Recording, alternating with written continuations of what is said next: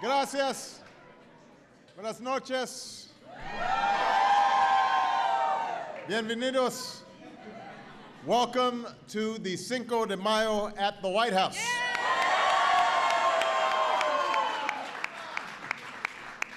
Nothing ruins a good fiesta like a long speech from a politician. So I'm going to keep it short. Keep it short. Keep it short. I just want to acknowledge a few proud Latinos and friends of Latinos who are here with us tonight. A great friend to me and to the United States. Ambassador Arturo Sarucan is here from Mexico with his lovely wife, Veronica. Interior Secretary Ken Salazar is in the house.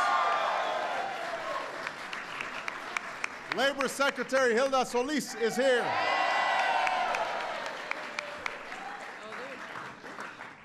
Several members of Congress have made the trek tonight.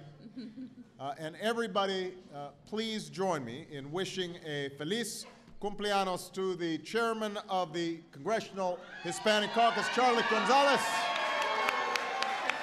Happy birthday, Charlie.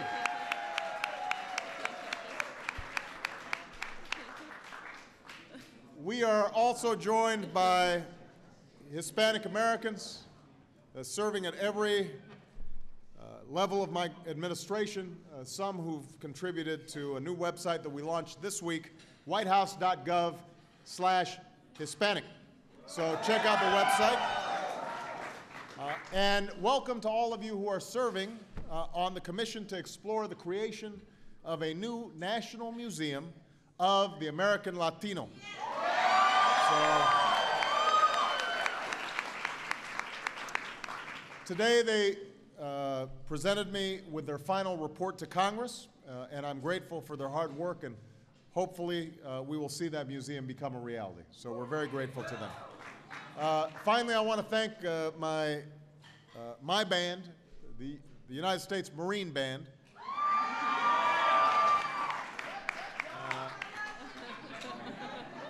And we are looking forward to hearing Javier Cortez spin some of his records, and he has done great work, so I know that he's going to keep this party lively this evening. But this is really a day for commemorating our shared heritage, Mexicans and Americans. It's a day for remembering that America is a richer, stronger, more vibrant place thanks to the contributions of Mexican Americans to the life of this nation. Contributions in commerce, culture, in language, in literature, in faith, and obviously in food. I asked Michelle the other day, I said, what's your favorite food? Because we were sitting around with the girls. She said, oh, Mexican food, that's.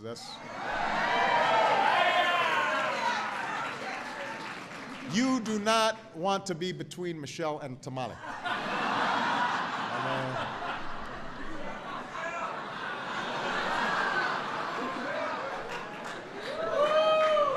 It is true. It's true, but but she's moving though, so she can afford to have as many tamales as she wants.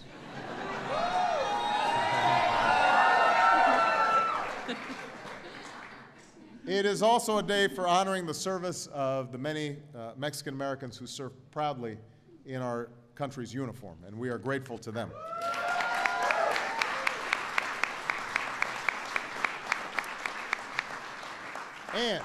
And it's a day we commit ourselves to advancing the aspirations of all Latinos and reaffirm the ideals that we share as Americans.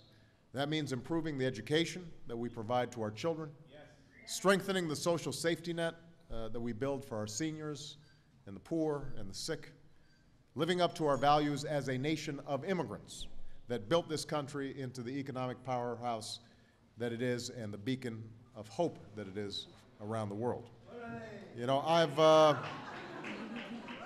I've talked to you in recent weeks about this immigration issue. I strongly believe that we've got to fix this broken system so that it meets the needs of our 21st century economy and our security needs. I want to work with Republicans and Democrats to protect our borders, to enforce our laws, and also to address the status of millions of undocumented workers. I want to sign the DREAM Act into law.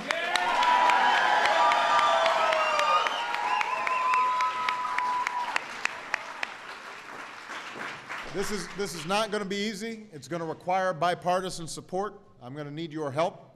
We've got to keep doing the hard work of changing minds and changing hearts and changing votes one at a time. But all of you are going to be out there, and you're going to have to help make this happen. Let me just wrap up by saying this. You know, last week I had the honor of traveling down to Florida and delivering the commencement address at Miami-Dade College. And Dr. Eduardo Padron is here. There he is over there. And I want to brag on him a little bit because he's actually a graduate of the school. This is a school with more than 170,000 students who come from 181 different countries, speak 94 different languages. The graduates were so excited, they were so proud, they spent a good portion of the ceremony dancing and doing the wave. I mean, you know, there were Cubanos there were Haitians, you know, there were, I mean, you know, there were, you know, Puerto Ricanos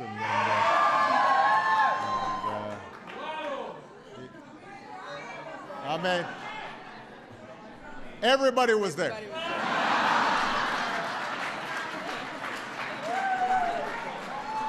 Everybody was there and everybody could dance. So, and they were excited not just to finally get their exams out of the way, but because they finally knew what it was to achieve a dream. Many of them were the first in their families ever to graduate from college. And they overcame obstacles and defeated their own doubts to finish.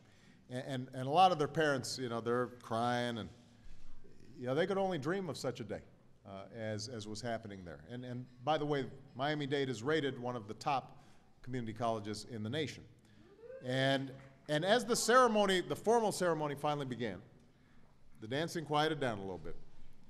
The students in the campus ROTC took turns marching the flags of the countries of origin for each of the graduating students. So you got 181 countries, and the students would, you know, stand up and cheer after, when the Haitian flag went by or the Colombian flag went by, I mean, you name it, right? Everybody was getting up and cheering. Some flags received a lot of cheers. Mexico, Guatemala, and then there were, then there was like the Ukrainian flag and, the Canadian flag, Estonia, and there were just a couple. But I mean, they were proud, but it was just not as many people. But there was one flag that every single student and spectator cheered loudly and proudly for. And that was when the American flag came up here. The American flag. So it was a wonderful reminder. We all come from different backgrounds. We have different beliefs. We have sometimes petty and sometimes not so petty political differences. But we all share a set of ideals. We all have a common future.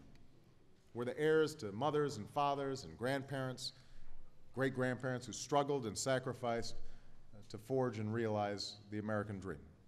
And that fills us with the collective responsibility to leave an even bigger and bolder, more generous, more compassionate nation for our children. That's what drives me each day. That's what inspires Michelle. I know that's what drives many of you. So I'm thrilled to have you here today where we celebrate your incredible heritage, but we also celebrate the incredible heritage of this great country of ours. So God bless you. Feliz Cinco de Mayo. Muchas gracias. Thank you.